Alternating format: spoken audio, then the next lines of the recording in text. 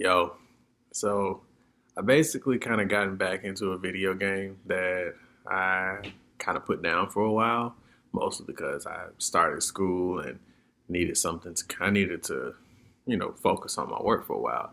So I kind of want to give you guys a little bit of a sample that I've been running with, and I picked it back up. And I'm not gonna, if I say so myself, I'm not doing too bad in it. Just just gotta practice a little bit because I've been out of it by like 9 months.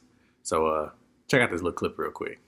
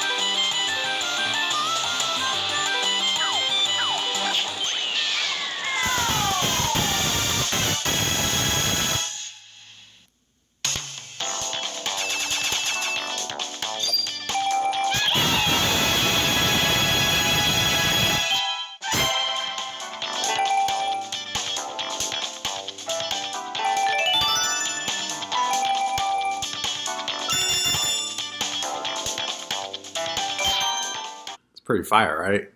It's called Mario Kart for the app for the phone. It's an app. So if you haven't already been playing it, I suggest you go and get it. It's pretty fun. You can play multiplayer now, and it makes for a great party game. Like if you want to be social with everybody and still be on your phone, it's a great app to play with. So go ahead, download it. And any of you guys are looking for a match, copy your ID, put it in the comment section, or you can DM me on my social media. Ask for that, and you can get these hands. Because when it comes to Metal Mario, that's my favorite go-to guy. I love Metal Mario, so y'all can get these hands. But let's go ahead and start the show. Pretty interesting combo.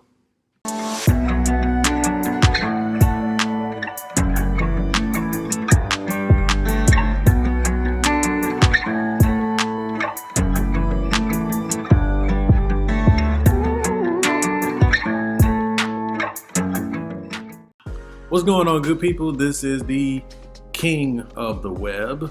Not really, but I'm working on that. This is the favorite doctoral student, your favorite teacher, your favorite professor, just your favorite everything right about now. As of this video, guess who is 30 years old? That's right, it's me. November 1st, that was this past Sunday, I turned 30, and I'm not gonna lie guys, it feels wonderful. I didn't mention it in my last video because I wanted to keep that separate. That was a little bit of a doom and gloom video if you want my honest opinion, but this one here, it's a little bit more of a WTH moment, as in how I dealt with a lot of the issues that are going on right now.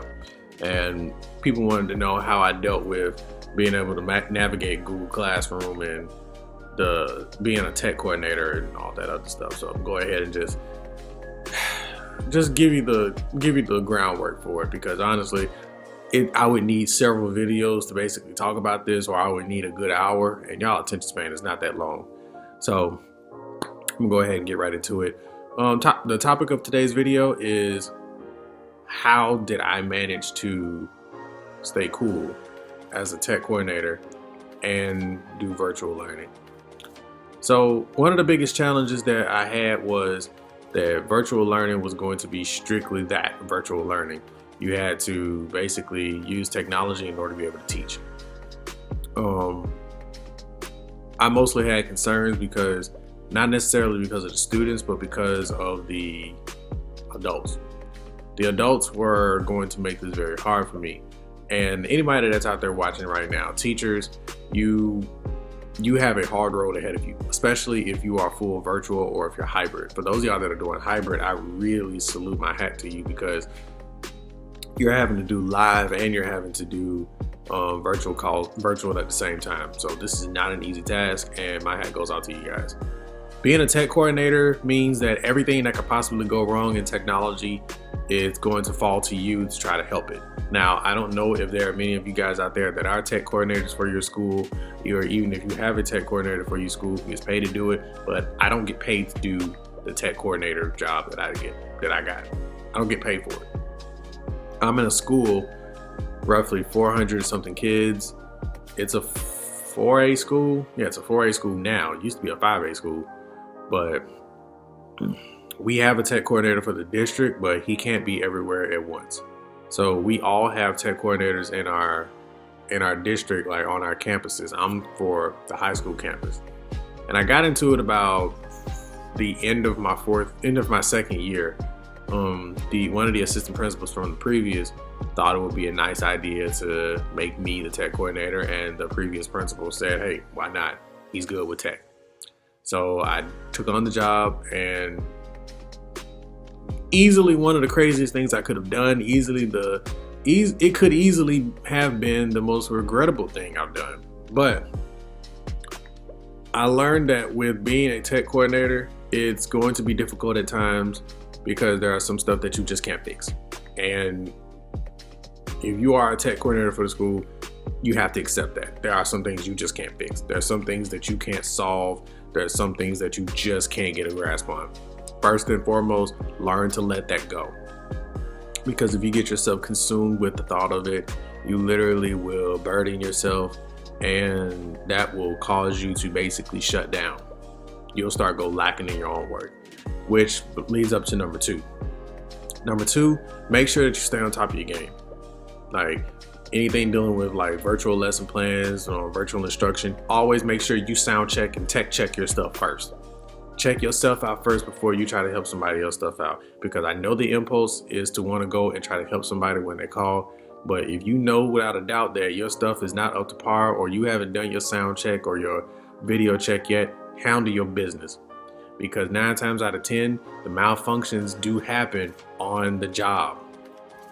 They happen right when you don't need them to happen the most. So I'll tell anybody, be like, yo, this is not one of those moments where you can afford to be selfless. This is one of those moments where you need to be selfish.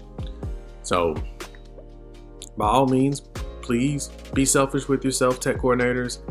For everybody else that's doing, virtual learning with Google Classroom or Schoology, I'm really going to be speaking on Google Classroom because that's what I'm using right now. please make sure that you understand the system intimately.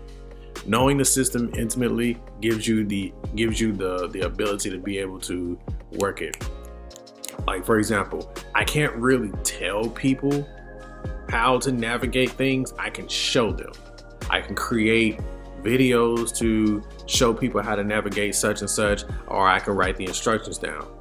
There are some people that can actually just tell people from memory. But me, I'm the type of person where I have to write stuff down, or I have to create a video, create some kind of instructional manual. And 9 times out of 10, that's how that works. One of the other things I want to make sure you guys can do, make sure that when you are doing virtual learning, please make sure that your office hours are set up nice and clear. There are going to be times where people are going to contact you outside of work hours. This was one of the big mistakes that I made. Do not, unless it's absolutely emergency, do not answer an email or a phone call from anybody. You have a life to live too. Teachers, especially those of you that have families, that have, husband, wife, children, you have a life to live. You cannot afford to bring your work home. Now, I know I'm saying this, and for those of y'all that know me out there, I'm a little bit hypocritical when I say this, but I bring my work home because I don't have a family that I'm responsible for. I don't have a wife. I don't have children. It's just me in this big old apartment. So I don't have anybody to be responsible for. I can afford to do that. Sometimes I shouldn't, but I can. So if you are out there and you have other responsibilities that are way more, important when you're leaving work, do not take your work home with you. Do not extend your office hours past 2:45 or 3 o'clock or 3:15. Don't do it, because that leaves you wide open for a lot of stress. As a matter of fact, the way our system is set up now, we have something called intervention. It's an hour a day. Students can come in, get a recap of lesson, and even between like 1 and 3 p.m. every day, we can do interventions with people, and a lot of the students take advantage of it. So I find that I'm not getting as many emails or calls. So always make sure to set your limits. Finally, please make sure to have a balance. The previous advice and this advice go hand in hand. Make sure to have a balance of everything. Like, if you are doing a lot of work with virtual learning, make sure that you assign only enough, because if you're not careful, you'll find yourself bogged down on the backside of it. Like, for example, if you're grading, then if you give a lot of work, you're going to find yourself doing a lot of grading. Yes, it's easier to do in Google Classroom now because you don't have to haul all that paper, but it still carries its own difficulty. Why? Because you literally are going to have to go click, click, click, click, click, click, click.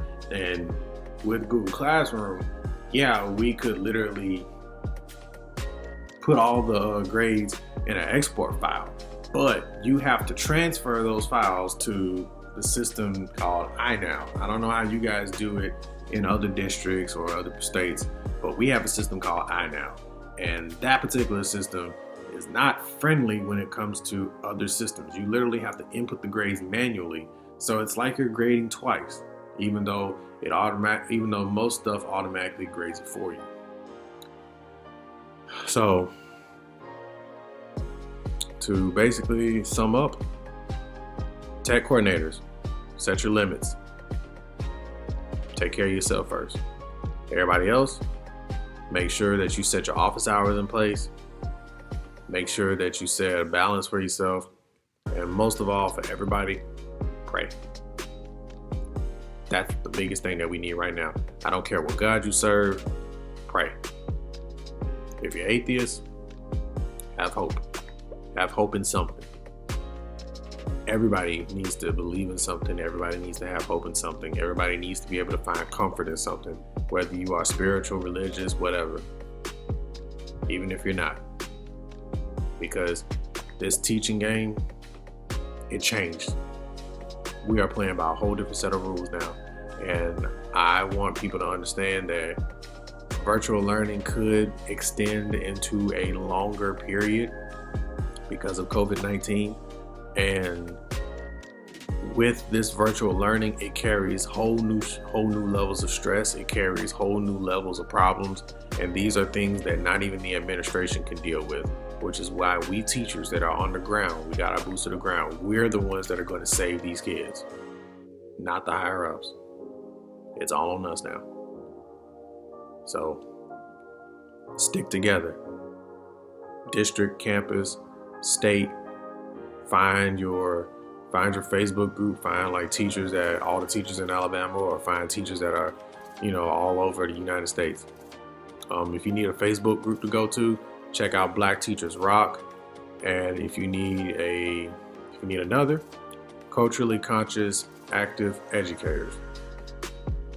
So I'll leave the names of those below. You can check them out. I'm part of both groups. There's also some Google Classroom groups. There's Schoology groups.